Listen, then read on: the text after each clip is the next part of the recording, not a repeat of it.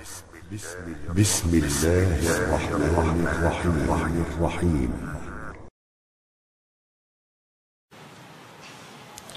Kasih sayang Allah kepada hamba-hambanya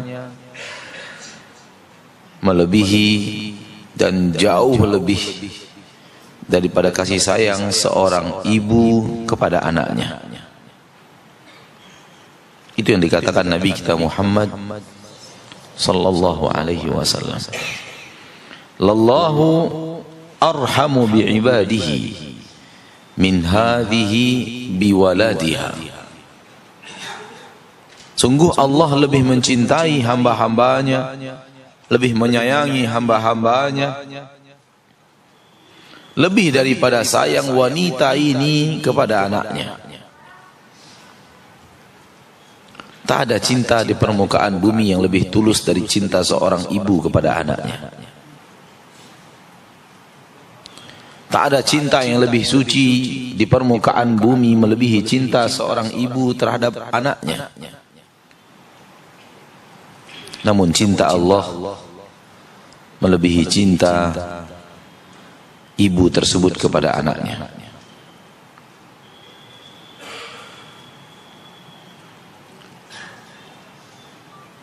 Untuk mencintai hamba-hambanya,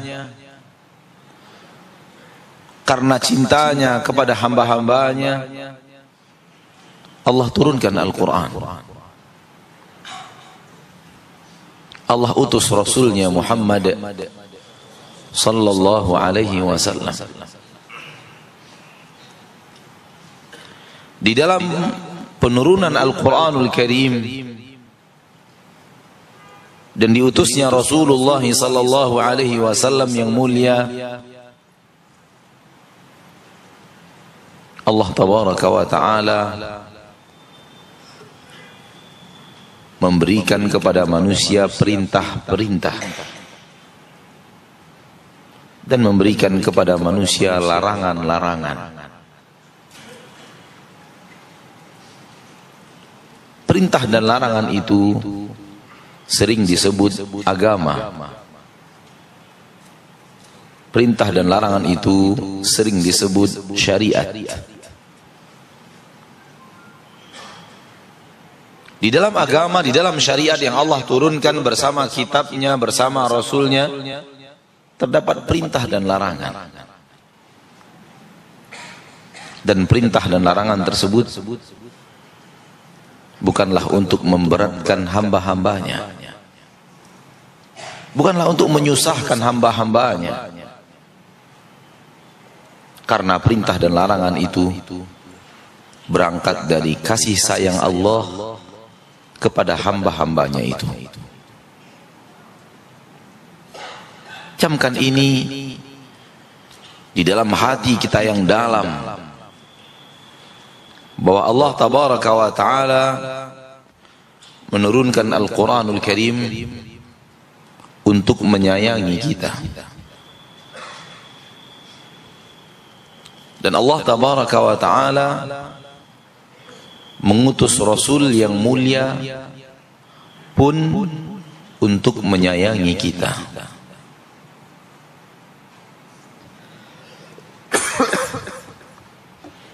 Dalam redaksi lain, justru karena Allah sayang, Allah turunkan Al-Quran. Justru karena Allah sayang, Allah utus Rasul.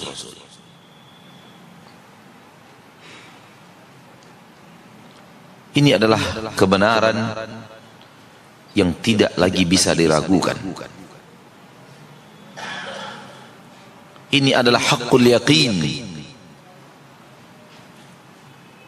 Akan tetapi banyak manusia tidak mengerti. Banyak manusia, hamba-hamba Allah, tidak memahami. Dia mengira turunnya syariat mempersulit ruang gerak hidupnya. Dia mengira turunnya syariat menghambat laju karirnya. Dia mengira larangan-larangan yang Allah tabaraka wa ta'ala tarang itu untuk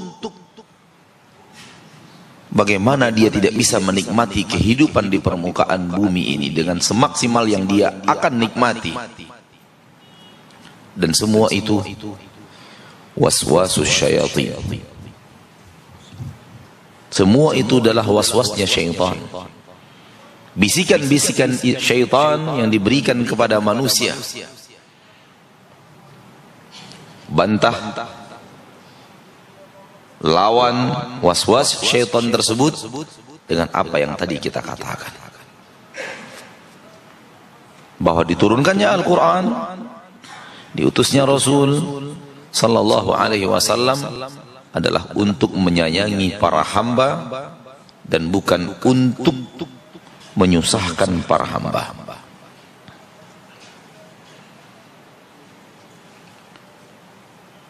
Semua manusia ingin kebahagiaan dan semua manusia tak ingin penderitaan. Bukankah demikian? Bukankah demikian? Ya. Tahukah hamba itu di mana mereka mencari kebahagiaan?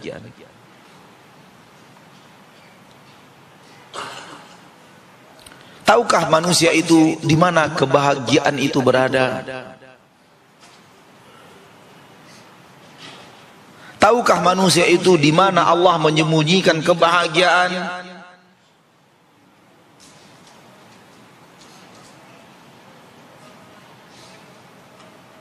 Dalam menghadapi hal ini, manusia terbagi kepada dua kelompok besar. Kelompok yang pertama mencari kebahagiaan sendiri sesuai dengan logikanya, sesuai dengan pendidikannya, sesuai dengan pengalaman hidupnya.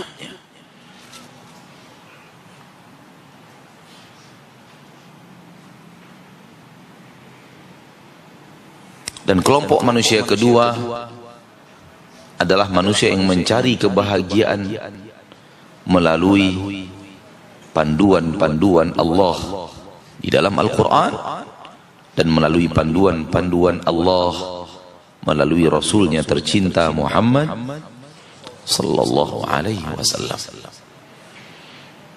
Qul li billahi alaikum.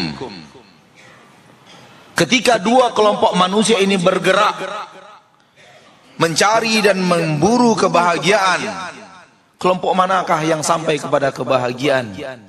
Kelompok pertama atau kelompok kedua? Kelompok pertama atau kelompok kedua?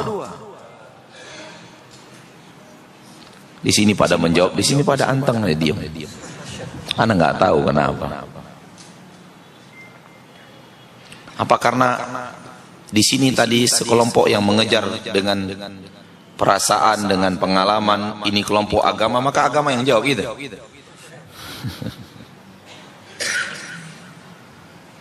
Orang yang merasa kebahagiaan berada di balik harta,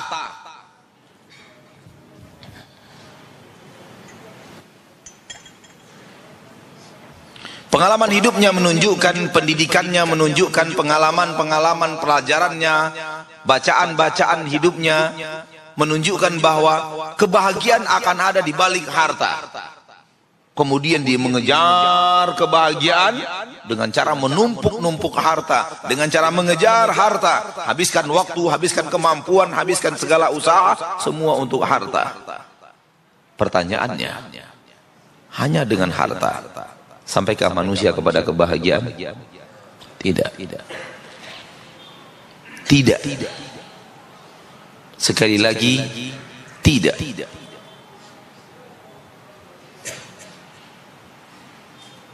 Sangat banyak manusia mengeluh akan sempitnya hidup, akan galaunya hati.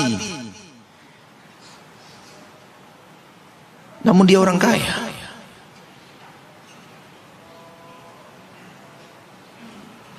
Yang lain merasa dengan pengalaman hidupnya, kalau ingin jadi orang bahagia harus menjadi penguasa, orang yang memiliki pangkat dan jabatan, ditakudi, disegani,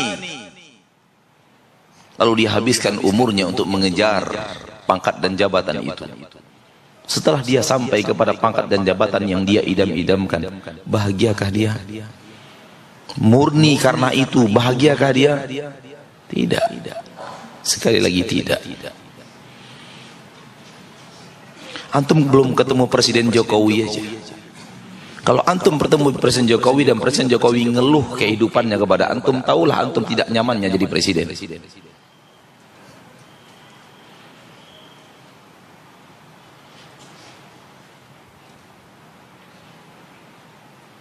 Ustadz kita Abdul Hakim Abdad bertemu dengan salah seorang mantan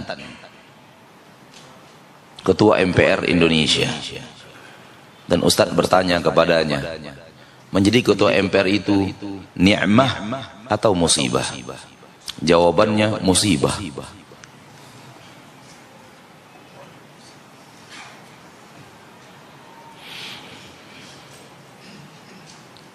Saya ingin membuktikan kepada antum bahwa manusia mengejar kebahagiaan melalui pengalaman hidup, melalui sesuatu yang dia yakini akan menyampaikannya kepada kebahagiaan. Kalau dia tidak mengikuti panduan ilahi yang turun dari langit, Al-Quranul Karim, kalau dia tidak mengikuti hadis-hadis Rasulullah sallallahu alaihi wasallam, cara untuk mendapatkan kebahagiaan, kedamaian, ketentraman, tak akan bertemu dengan kedamaian, ketentraman dan kebahagiaan itu. Itu pasti. Fahamlah kita bahwa kalau mau ikut panduan Al-Quran, mau ikut panduan hadis-hadis Nabi SAW, baru Anda bisa bahagia. Ini menunjukkan kepada kita bahwa Al-Quran dan hadis, Al-Quran dan Rasul dikirim dan diutus oleh Allah Tabaraka wa Ta'ala untuk menyayangi kita.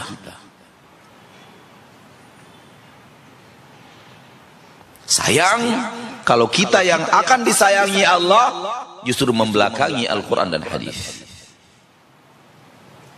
Rugi kalau kita yang ingin disayangi oleh Allah Tabaraka wa Ta'ala justru lari daripada Al-Quran dan lari daripada sunnah Rasulullah sallallahu alaihi wasallam.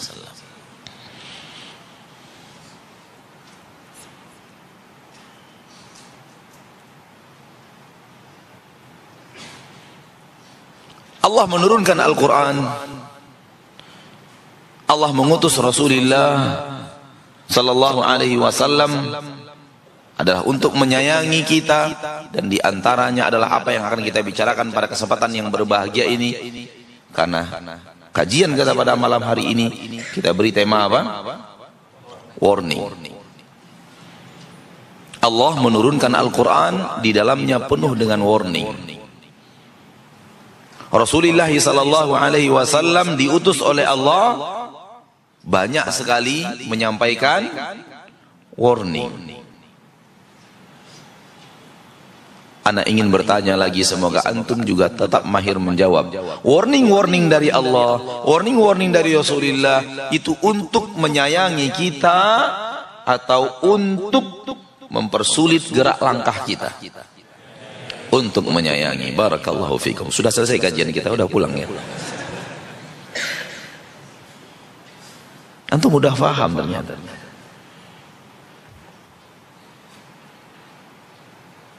Jadi warning-warning itu bukan untuk mempersulit gerak langkah kita. Bukan untuk menghambat laju karir kita. Bukan untuk menghambat pintu rezeki kita. Wallahi tidak sama sekali. Itu hanya waswasus syaitan. Justru warning-warning itu untuk menjauhkan kita dari mara bahaya. Untuk menjauhkan kita dari petaka, dari sengsara, dari hal yang akan terjadi yang tidak nyaman akibat daripada hal yang kita lakukan, dari hal yang dilarang Allah Subhanahu wa Ta'ala. Allah melarang sesuatu karena Allah tahu di balik sesuatu itu ada petaka untuk orang yang melakukannya. Allah melarang sesuatu karena Allah tahu kalau itu dikerjakan akan terjadi kehancuran luar biasa, karenanya dilarang.